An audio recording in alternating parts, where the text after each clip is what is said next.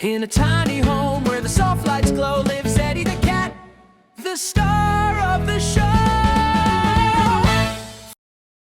Hi guys, welcome back to our channel. If you haven't been here before, welcome. I'm Anne. This is Eddie. He's just over there. Eddie, do you want to come and say hello? You want to say hello to your fans, Fatty?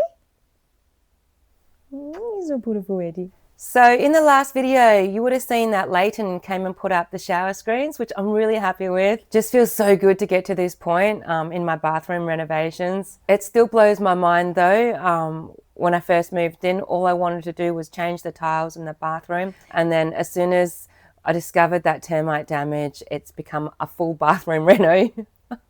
It's taken up all my savings, and I think it's probably about 8 months later now. And it's become a full functioning bathroom again, so that's really exciting. But now that Leighton's put up the shower screens, I need to take off the little round things that held the curtain rod into the wall. That's what I want to start doing today before I head off to work. So let's go into the bathroom. You want to come, Eddie? They're the circular curtain rod holders up there on the corner of the tiles. But now that the shower screen is in place, it's kind of difficult to position the ladder around it to be able to reach it. Anyway, let's hope I can reach it.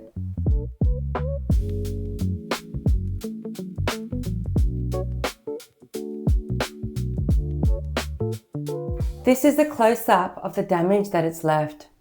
Almost regretting putting it up now. So the weight of it must have pulled out the layers of paint, and you can see the bubble.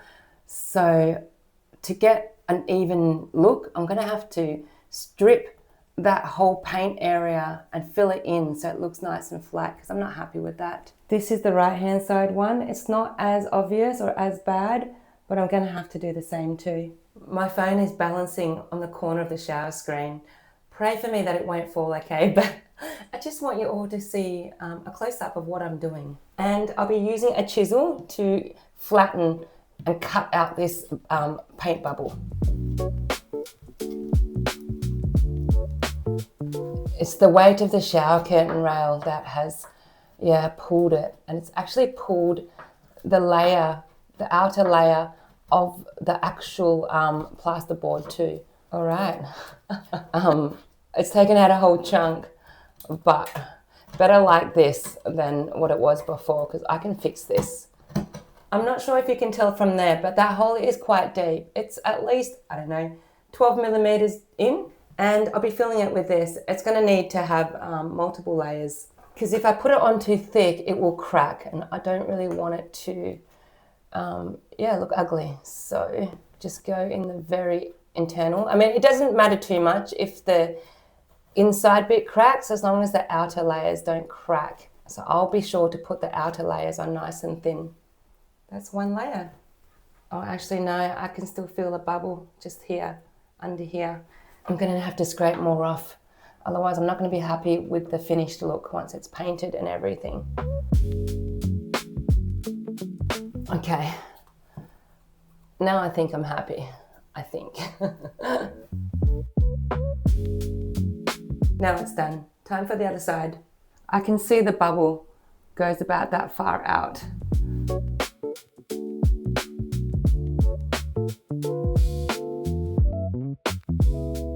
This one is actually just on the paint and not on the actual, it's not actually pulling the outer layer of that plasterboard. So I don't know why I'm scraping that layer off.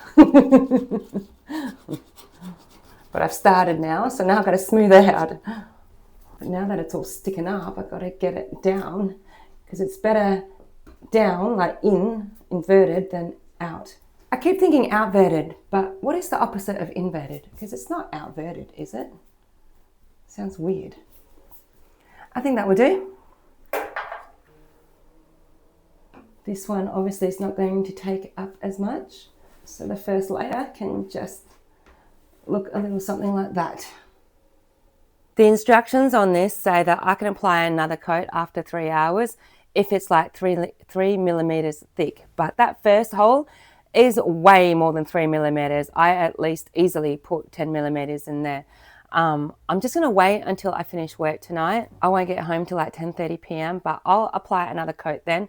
So it'll be dry for the morning, and then I can put another coat on in the morning, and then hopefully by lunchtime tomorrow, I should be able to sand it, then paint it, then finish it off, and then edit this video for you all.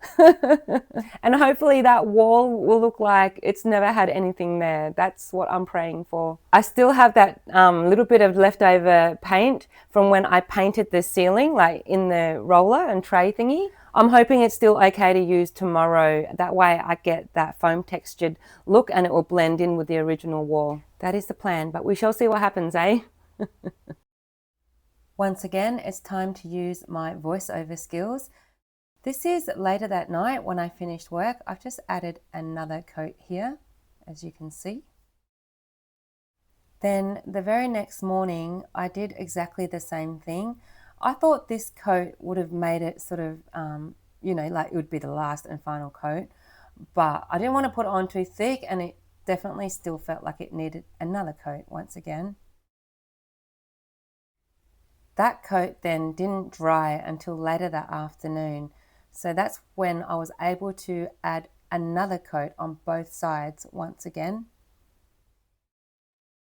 Once that coat then dried, I was able to add the final coat just on the left side because the right hand side, it felt like it already had enough.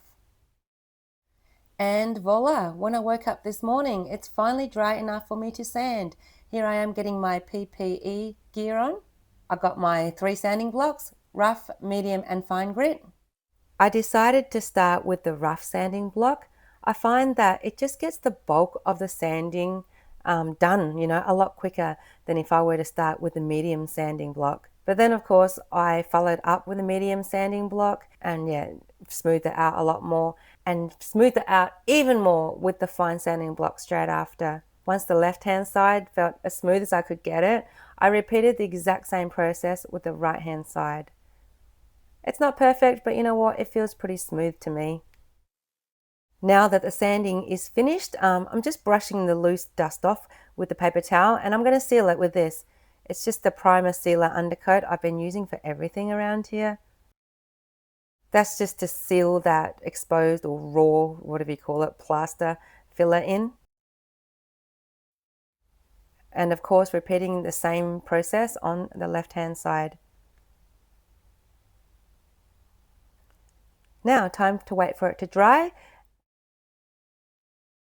Once the primer, sealer and undercoat is dry, I can finally go over it with the bathroom wall paint. As you can see, this is all that's left in the tin. It's nearly empty. I'm glad I didn't throw it out because, I needed it for this job. I'm going to go over the whole thing with the paintbrush just so I can get to the edge of the angles that are around the tiles, like as neat and as close as I can get it, because the roller's not going to get to that bit. The good thing is, this bit really does not take up a lot of paint at all. I'm just glad, I kept this tin though. While that coat of paint is drying, let's look at the paint that's in my tray here. I don't know how long it's been here, 1 to 2 weeks, I'm not sure, but there was never much left in there to begin with. It doesn't look like it's fully dry, which is great. I only need a little bit, to be honest. As long as I've got enough to sort of just go over those 2 small areas, because I want that textured look to blend the sanding in, because the sanding is just too flat. Most of the paint on this tray is dry, but the tiny bit that is not dry, I can make it work. So yeah, here I am rolling the first coat of this bathroom paint on. Well, it's actually the second coat, I guess. I brushed the first coat on, but the first coat of the rolling, if that makes any sense. It only took about, 20 to 30 minutes for that coat to dry. Then I was able to roll the final coat on. Sorry, my voiceover didn't quite line up, but you get the gist of it. I think it looks pretty good. I'm very satisfied with it. I don't know what it looks like from your end on the other side of the camera there, or from your side of the TV screen or phone screen these days, I guess. It feels so good to have that job finally done. It took an extra day longer than I thought because mainly the left-hand side needed that extra couple of coats of filler. And with the extra drying times, yeah, just went over an extra day. But that's cool. It's finally finished. Before I end this video, I just want to mention something that I've been doing that I haven't shared with you all yet. So the last 3 weeks, I've actually joined up to do a charity walk for the Royal Flying Doctors, where I have to walk 3 kilometers every single day. I'll share the kilometers that I've been doing in case you don't believe me. Most of the days I try to do more than 3 kilometers to make up for the days that I can't do the 3 kilometers, mainly due to just being super crazy busy, or it's raining so heavy and I don't want to risk getting sick. I did end up having a few days off, but I think I'm still like 7 kilometers in front. That still allows me to have another 2 days off, really. I don't ever plan to get behind those, so I will be walking again this afternoon, and hopefully I can fit in 6 kilometers, because every time I do 6 kilometers, that's a whole full day that I've, gained or whatever. So to anyone who wants to support what I'm doing, I'll put a link in the description and you can donate through there. Of course, don't feel obligated, but if you want to support the Royal Flying Doctors, you can do it through my charity walk, and it will also help me out with, the amount of money that I can raise for this charity. I will be donating $50 of my own money. That's the minimum threshold that I've chosen, in case no one else wants to support me.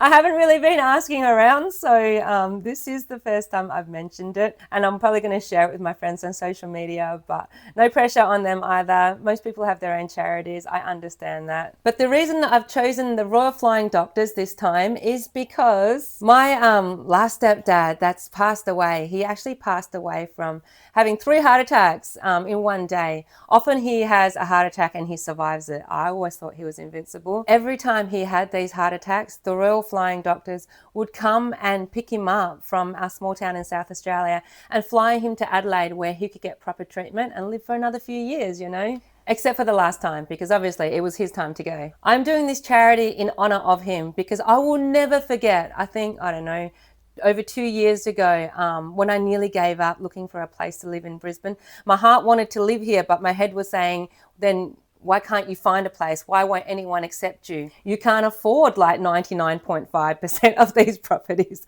And I nearly gave up, guys. And my stepdad, he came into my dream and he said to me, don't give up. You're going to find yourself a 1-room unit where you can be creative in. Because of that dream, I never gave up. And I ended up finding this place after a lot of rejections. And look what I'm doing now. I'm being creative, guys. It's just blown my mind. I feel creative having to do my renovations. I feel creative getting to decorate my own place. I feel creative creating these videos. I've set up a place for my music, even though I haven't really picked that up for a while. It's just blown my mind that it's actually come true. And he even said, there's nothing that anybody can do about it. I'm going to find a place and there's nothing anybody could do about it. And it happened.